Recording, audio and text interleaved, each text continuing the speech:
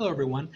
This lecture is going to cover the rise of Alexander the Great and his massive empire that conquers all of the known world that we've covered so far in our class. I'm going to share my screen. We're going to get right to it.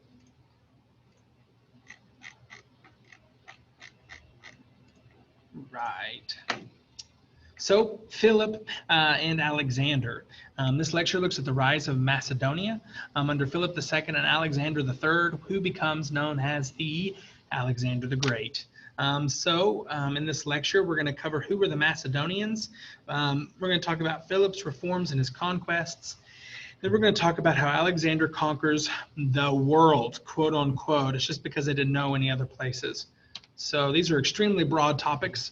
We're going to see if we can jump in and get some knowledge out of it. So the Macedonians, were they Greek? This is actually a subject of some debate even today. Most Greeks didn't think they were, and most Macedonians didn't consider themselves actually ethnically Greek. That said, the Macedonian nobility was certainly Hellenized. They had adopted Greek culture and Greek language. And by the fifth century, Macedonia and its inhabitants were nonetheless distinct from the world of the Greeks, as discussed thus far. They're more like reminiscents of Homer's Dark Age Greeks. They practiced polygamy and drank undiluted wine. Macedonia was also a kingdom ruled by a king rather than by a polis. It lacked cities aside from a few Greek colonies and sites like Pella, which were dynastic centers, or they had huge palaces. Most Macedonians lived in small villages and were semi-nomadic pastoralists. The nobility was the only check on the king's absolute power, and it served as cavalry in the army. Think like medieval knights, and that's something we're going to cover in the second trimester. So Macedonia was surrounded by hostile peoples and constantly at war with other people. Subsequently, warfare was the way of life for its inhabitants. So Hellenized, which is something we're going to cover in the next lecture, just means more Greek. It's Greek. Think like Greekized or something like that. On to some history. By the end of the 5th century, Macedonia was in pretty good shape. It was a major trading partner with Athens, and it was rich, and it was increasingly Hellenized. Alexander II participated in the first Olympic Games, a sure sign of his Greekness. And while Archelaus had a number of Greek-style buildings constructed in Pella, Euripides even lived in Pella and wrote his last plays there. Though things were looking good, the first half of the 1st century witnessed a number of revolts and dynastic instability. Philip II thus inherited a rather unstable situation in his kingdom, and Macedonia was on the verge of being conquered by its neighbors. But Phil rose to the occasion. Philip had lived in Thebes right around the time that this city had risen into military prominence in Greece and defeated Sparta. Anyway, while there, he acquired a vast knowledge of Greek diplomacy and military tactics and used these to his advantage. Furthermore, he endeavored to reform the Macedonian army in important ways. First, he established an elite corps of army engineers who specified in siege warfare.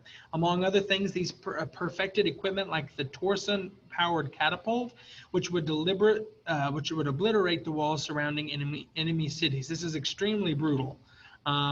Second, he increased the number of cavalry in the Macedonian army by promoting new men to noble status. This cavalry was known as the I have no idea how to say that, I'm sorry, or champion cavalry, and was extremely loyal to him. Third and finally, Philip altered the Greek phalanx by creating the Macedonian phalanx. The most important change was a new spear, more like a pike, known as a sarissa, which was 18 feet long. 18 feet long, guys. He also trained them to march backwards, something that the Greek phalanxes didn't do, and referred to them as his companion infantry. This also increased their loyalty to him specifically. So this is the phalanx sphere, and this is the sarissa. So Philip's expansion in 358 to 350 BC, so for 8 years, he's armed with this new Macedonian army, and Philip began to expand during the 350s.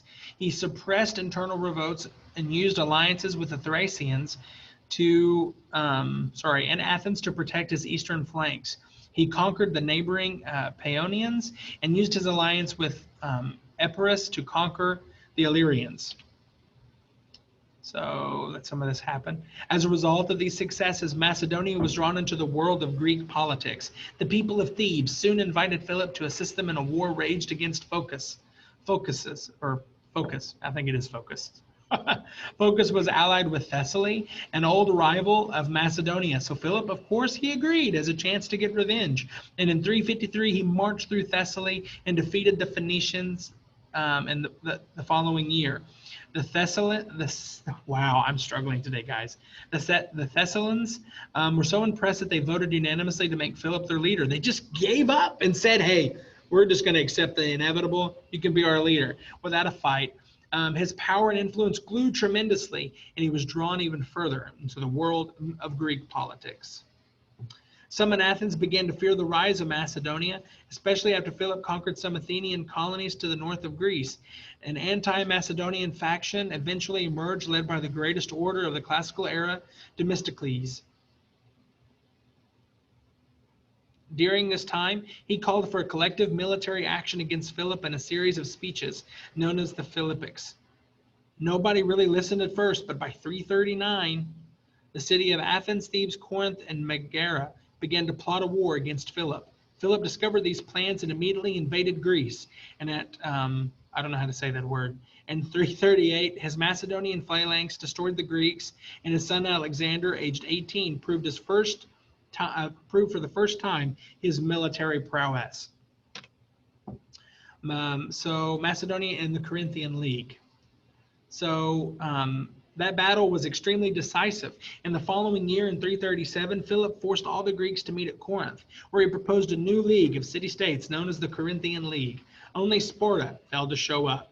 This league was designed to secure peace at home and lead a war and revenge against the Persians. The Greeks were still upset about the burning of Athens by Xerxes, and Philip was elected as leader of the league and given command of its army. The following year, Philip undertook a minor invasion of Asia Minor, planning a major war for the following year. But then he was assassinated.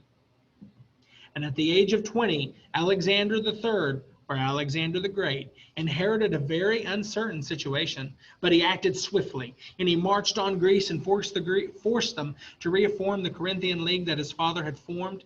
And later that year, the Thebians decided to revolt, which was an extremely bad idea because Alexander quickly marched to Thebes, captured the city, destroyed it, and sold all of the Thebians into slavery.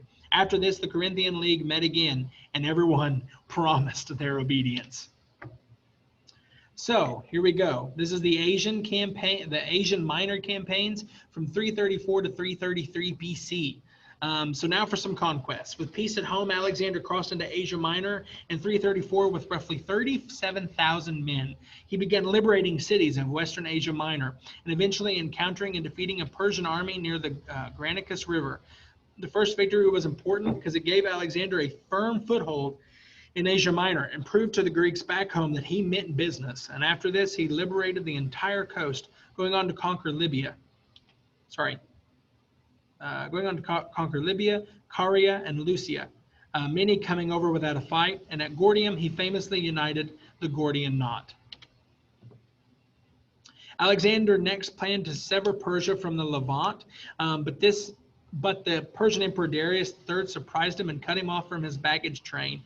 And at Issus, they fought a major battle, and Alexander not only won, but he destroyed the core of the Persian army and managed to capture much of Darius's family and his treasure. And Darius, seen to the right, fleeing for his life in a mural, was humiliated, and Alexander refused to accept peace or to ransom his family. Alexander continued into the Levant, and many cities came over without a fight. But Tyre was an exception. Tyre was an island fortress only accessible by sea. Its inhabitants refused to come over to Alexander, so he built a giant mole, or like a land bridge, for 3 months, and this tried Alexander's patience. Once the city was taken, he put every man to death and sold the women and children into slavery. And finally, in late 333, Alexander had conquered the region and had entered Egypt. The Egyptians welcomed Alexander without a fight, viewing him as a liberator from the Persians. And at Memphis, he was crowned and held as a pharaoh. Guys, he's Greek. He's held as a pharaoh and sacrificed to the god Ptah. Following this, he sailed down the Nile and founded the first of many cities called Alexandria. More on this next time and in 331. Then, oddly, he underwent a pilgrimage to the oracle of the Egyptian god Ammon, considered to be the same as Zeus by the Greek speakers. Here, he was hailed as the son of Ammon, and as a result, Alexander began to think of himself as divine or a god on earth, and divinity even became part of his official propaganda as emperor. See the ram's horns on this coin that symbolizes Ammon Zeus? Right here, these rams. Next, Alexander invaded Mesopotamia in 331, and at Gaugamela, his army defeated Darius' army yet again, and Darius fled to Babylon, and Alexander pursued him. So Darius fled to Susa, and Babylon fell into Alexander's hands. Here, Alexander sacrificed to Marduk, and then ordered the reconstruction of Marduk's great ziggurat. Notice a pattern yet? He's making himself a part of the culture of every single religion and different societies within the Persian Empire. So he's an Egyptian pharaoh, he's a Greek king, and now he's a Mesopotamian king as well. So from 331 to 330, Darius fled from one capital to another, and Alexander pursued. First he took Susa, then he took Persepolis, which he partially burned to the ground as an act of vengeance for Xerxes burning Athens during one of the Peloponnesian Wars. Then he took Ekbantu, I don't know how to say that, sorry. The Persian Empire, in other words, was largely his by 330, but Darius was still at large. Alexander chased Darius into modern-day Afghanistan, where he was eventually assassinated. Rather than go home, however, Alex decided to conquer the region and push into India, which he thought was the edge of the world. It was rough going, and by 326, his soldiers were ready to mutiny against him. So they traveled to the Indian Ocean, where they dealt with monsoons and native peoples employing war elephants. So when you see those war elephants on video games, they're real, guys. And then made their way back to Babylon via this desert, which is, where's it at? Right here, this desert down here. Big mistake. They got lost and disconnected from their supply line, and something like 75% of Alexander's soldiers were dead by the time he arrived in Babylon in 324. So here's Alexander's empire. So this is what this philosopher had in mind. His name is Isocrates. Probably not, but conquering the world changed Alexander. In Egypt, he became a god king, while in Persia, he adopted Persian court ceremony and dress. Likewise, he abandoned his Macedonian wife and married a Persian woman, encouraging his soldiers to do similarly. He left local governors in place, including Persians, and finally, by 324, he was even admitting Persians into his army and training them in the Macedonian phalanx style. Macedonia had not conquered Persia. Macedonia had simply taken up the leadership role in the Persian Empire and found a place for Greek and Macedonians within that empire. It was Xerxes' dream, but only in reverse, because Xerxes wanted to take over all of Greece. But maybe Alexander had different plans. After all, he died of a fever in 323, less than 1 year after his march through the desert. And soon after this, his empire crumbled into multiple different kingdoms. That's it. Hope you enjoyed this lecture, and I'll see you next time. Thank you.